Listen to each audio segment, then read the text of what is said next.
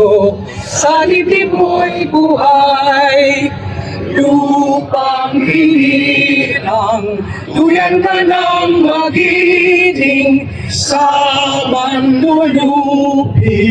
di ka masisiil, sa dagat at bundok, sa simoyan, sa langit mong buka. Ang bayan! Ngayon ay lumalaban! Ngayon ay lumalaban! Ang tao! Ang bayan!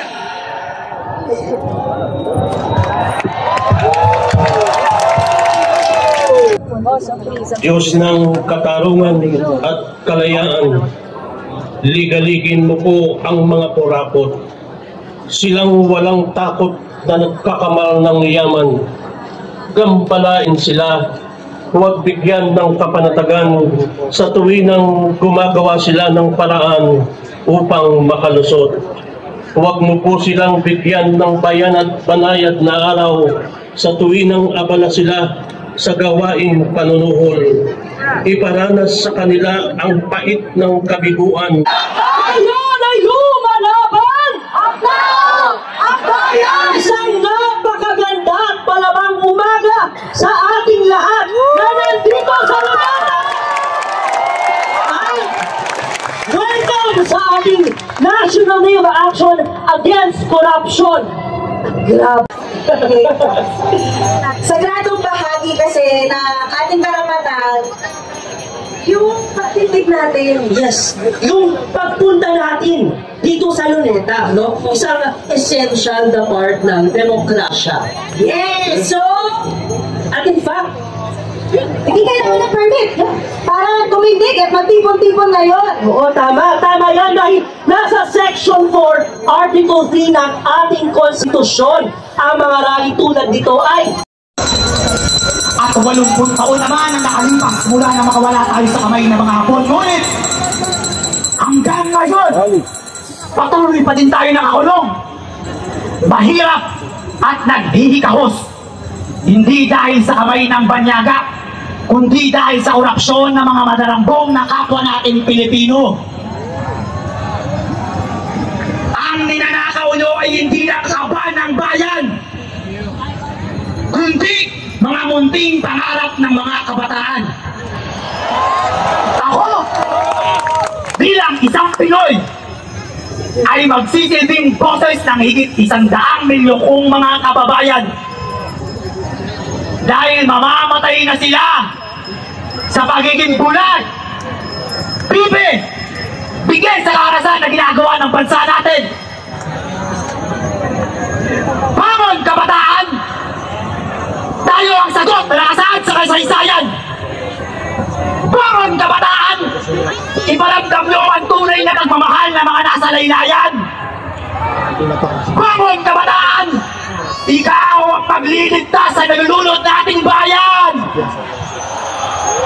At tayo ang magsisilbing apoy sa pinatay na liwanag ng mga magnanakaw upang magsilbing gabay ng mga susunod pang henerasyon at hindi na muling ipaagaw. Tama! Wala akong pinapanigang kulay. Ang pagparito ko ay para ganapan ng gampaning ipinagkaloob sa akin ng lupang sinilangan. Ang ibangon muli ang Pilipinas. Hindi kami titigil. Wala ba akong karapatang magising? Kung meron, kayo din! Mas mayaman sa pinakamayamang atleta sa buong mundo. Habang kayo may magagarang sasakyan na may mga taga-atensyon ko, mahiya at bumaba naman kayo nang maramdaman nyo yung sigaw at inaing ng mga nahihirapan. Kaya, sa bawat nalulutot na problema at mga nahuhuling pagnanakaw, kailangan namin ng malinaw na pagbeberipika kung ibinabalik pa sa Pilipinas yung mga ninakaw sa kanya. At kung napapansin nyo yung mga suot namin, bakit hindi nyo napapansin yung mga napapansin namin? Kailangan ko yung mga pansin? Ginagawa ko to na nakakaloob ang boses ng milyong-milyong mga kabataan. Hindi ako yung kalaban mo. Hindi ikaw yung kalaban namin. Ang tunay na kalaban natin ay ang korupsyon at ang kahirapan. Kaya kung may mangyari man sa akin masama,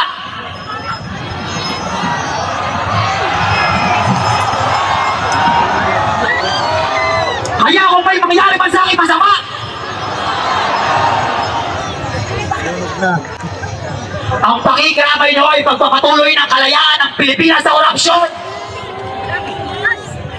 Bababain, tanggalin, at magbayarin lahat ng kasali sa pamamalakad ng korupsyon. Hindi ko na kayo iisa-isahin. Lahat kayo! Dahil ito ang tunay na boses ng Pilipinas. Nakikinig, nakikita at susubaybayan namin kayo simula sa pagkabata namin. At kayo mismo ang nagsabi na kami ang pag-asa ng bayan. Kung hindi kayo titigil, hindi rin kami titigil. Kung hindi nyo kami pakikinggan, wala nang pag-asa ang Pilipinas. Kung hindi nyo kami magbibigyan, sa alap ng puso na kayo iiwas.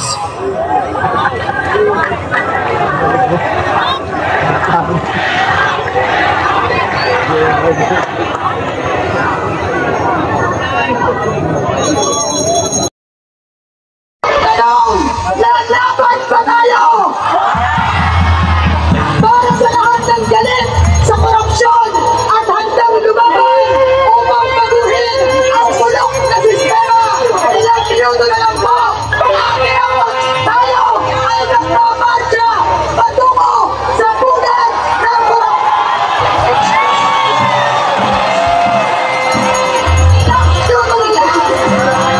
Ilang minuto na lang po, sama-sama natin susigurin ang punan ng parang na si Marcos Jr. Magmamarcha nyo tayo patungo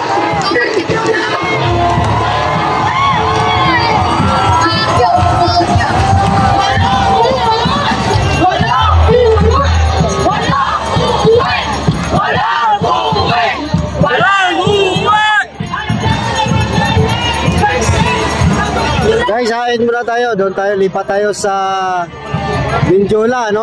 Papunta sila sa Minjola.